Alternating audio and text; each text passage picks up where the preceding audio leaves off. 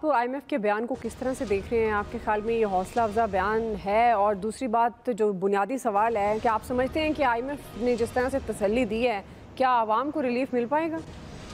नहीं, आवाम को तो खैर इससे रिलीफ है। जो हमारे सामने आदाद-ओ-शुमार हैं गुर्बत के, कर्ज़ों के, और जो कर्ज़े हमने वापस करने हैं, वो आदाद-ओ-शुमार मेरा साथ नहीं दे रहे हैं कि मैं ये कह सकूं कि हमें कुछ इससे रिलीफ आवाम को मिल जाएगा। और मैं आपके सामने बस अगले चंद लम्हे में ये भी पेश कर देता हूँ आदाद-ओ-शुमार। देखिए उन्होंने कहा क्या है आईएमएफ के डायरेक्टर ने।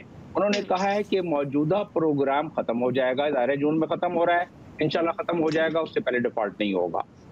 लेकिन वो कह रहे हैं कि पाकिस्तान अभी वहां तक नहीं पहुंचा जहां घाना और श्रीलंका पहुंच गए थे। और फिर ये भी कह रहे हैं कि बेहतर है कि पाकिस्तान वहां तक ना पहुंचे। कितना डिप्लोमेटिक बयान है, मैंने पसंद किया इस बयान को। और इसमें जो इस वक्त हमारे पास पाकिस्तान के जो एक्सटर्नल गारंटीज वो मांग रहे हैं, वो सऊदी अरब का रह गया है, इंशाल्लाह वो भी मिल जाएगा। और ये प्रोग्राम जून तक हिचकोले खाता खाता पहुंच जाएगा। जितना उसने नुकसान पहुंचाना था पहुंचा दिया। और नुकसान हुआ क्या, देखिए बतदरीज बहुत सारे नुकसान हुए हैं।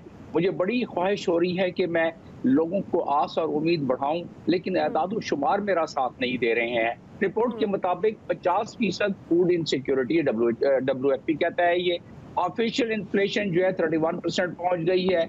इकोनॉमिस्ट कह रहे हैं कि स्टीव हैंकी इकोनॉमिस्ट है, बहुत मशहूर है, वो कहता है कि इन्फ्लेशन पाकिस्तान में तकरीबन 65% को टच कर गई, वो कि मैं उससे पूरी तरह इत्तेफाक नहीं करूंगा।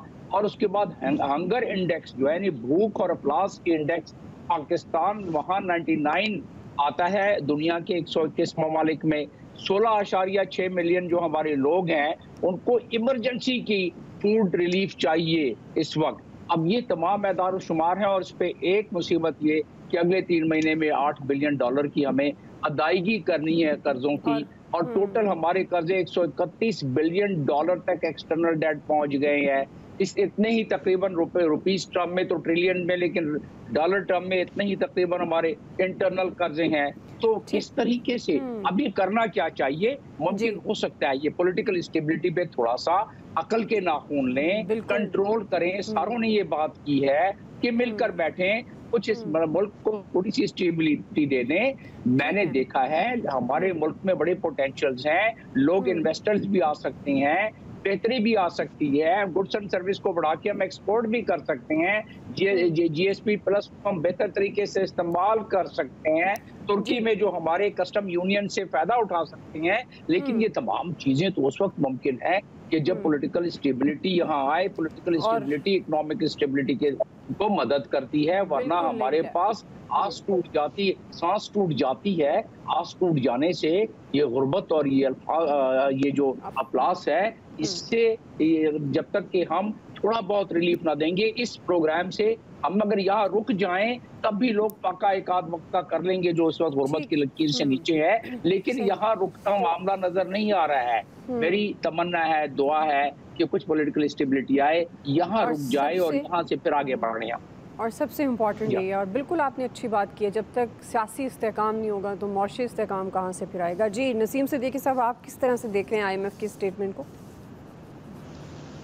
देखिए बात ये है कि दुआ, हमारे मुल्क के अंदर अगर आप कर्जे ले लेते हैं तो इस मुल्क को हमने सारी उम्र कर्ज़ों से तो नहीं चलाना। IMF डेफिनेटली जब आपको पैसे देने लगता है, अगर आप किसी बैंक के पास भी कार लीजिंग के लिए जाती है या पर्सनल लोन के लिए जाती है, वो छाक फटक के देखते हैं कि आप ये वापस कर सकते हैं कि नहीं कर सकते। तो IMF ने देखा कि जो भी मुआहदे हो रहे हैं उनमें तसलसल नहीं आ रहा। आपने देखा कि जो हमारे मुल्क में पॉलिटिकल इंस्टेबिलिटी रही है, अगर मैं बहुत पीछे भी ना जाऊँ, अगर 2008 से देख लें, जिस तरह पीपल्स पार्टी की गवर्नमेंट आई, उसमें उनके जो वज़ीर-ए-आज़म यूसुफ रज़ा गिलानी को इंगेज रखा जाता था कि एक ख़त लिख दें, और उनको तौहीन अदालत लग गई। फिर दूसरे वज़ीर-ए-आज़म आ गए, फिर नवाज शरीफ का दौर आया, फिर वहाँ पे पनामा आ गया, जिस तरह भी अदम एतमाद के ज़रिए इमरान खान गए।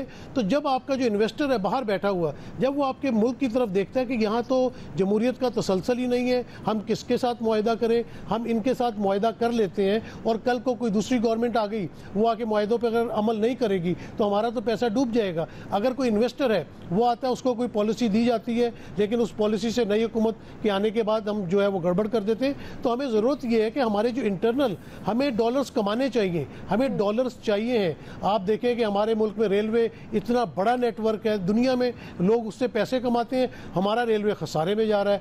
PIA हमारे उसको पैसे कमाने चाहिए। वो जाली पायलट का जब असेंबली में खड़े होकर बयान दिया जाएगा तो दुनिया में क्या मैसेज जाएगा कि आप किस किस्म के मुल्क हैं, या आपके साथ कोई ट्रेड करेगा या टूरिज्म के लिए आएगा। तो ये तमाम मामलात है, टैक्स कलेक्शन होनी चाहिए, एक्सपोर्ट्स बढ़नी चाहिए।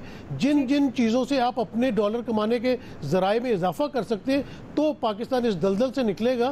कर्जे लेके कर्जे देना ये तो कोई भी मसले का हल नहीं है। और IMF ने या बाकी जितनी भी आपकी ये इन्वेस्टमेंट वाली ये क्रेडिट एजेंसीज हैं, इन्होंने देखना होता है कि आपकी आमदनी क्या है, आपके मुल्क में स्टेबिलिटी कितनी है। अगर ये तमाम चीज़ें मौजूद नहीं होंगी तो डेफिनेटली फिर पाकिस्तान मुश्किलात में घिरा रहेगा। जी बिल्कुल जी, आप दुरुस्त कह रहे हैं। और